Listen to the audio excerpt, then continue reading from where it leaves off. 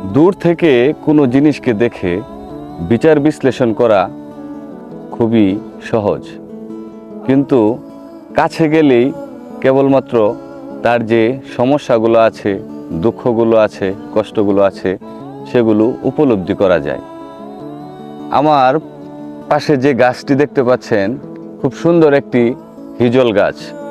দূর থেকে যখন গাছটিকে দেখলাম খুবই সুন্দর মনে হলো। কাছে আসলাম, কিন্তু কাছে এসে দেখতে পেলাম যে এই হিজল গাছের যে শেকড়গুলো আছে সেগুলো একটাও মাটির সাথে ওইভাবে আসলে আবদ্ধ নেই। কোনো রকমে মাটির সাথে সংযোগ রক্ষা করে জীবন ধারণ করে আছে, কিন্তু বাহির থেকে দেখে আসলে তার যে এই কষ্ট সেটা আসলে বোঝার কোনো উপায় নেই বা সুযোগ নেই।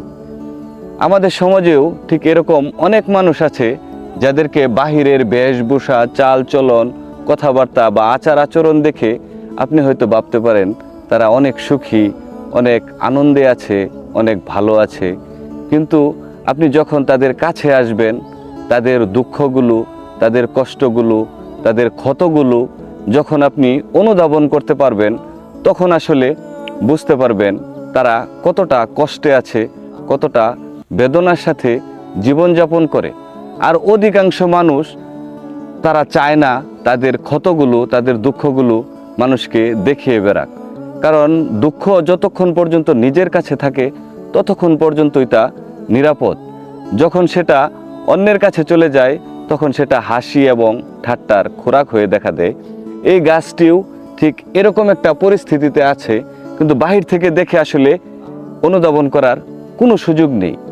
আমরা আসলে দূর থেকেই মানুষের ভালো মন্দ বিচার বিশ্লেষণ করে ফেলি, এটা আমাদের একটা স্বভাবগত বিষয়। কিন্তু বিচার বিশ্লেষণ করতে গেলে যে সেই জিনিসটার ভিতরে আসতে হয়, কাছে আসতে হয়, অনুধাবন করতে হয়, এই বিষয়গুলো আসলে আমরা সেভাবে অনুধাবন করতে চাই না। মনে পড়ছে রবীন্দ্রনাথ ঠাকুরের একটি বিখ্যাত কথা, নিন্দা করতে গেলে বাহির থেকে করা যায়, কিন্তু বিচার করতে গেলে ভেতরে প্রবেশ করতে হয়। অর্থাৎ আপনি যদি বিচার বিশ্লেষণ করতে যান তাহলে অবশ্যই তার ভিতরে প্রবেশ করতে হবে।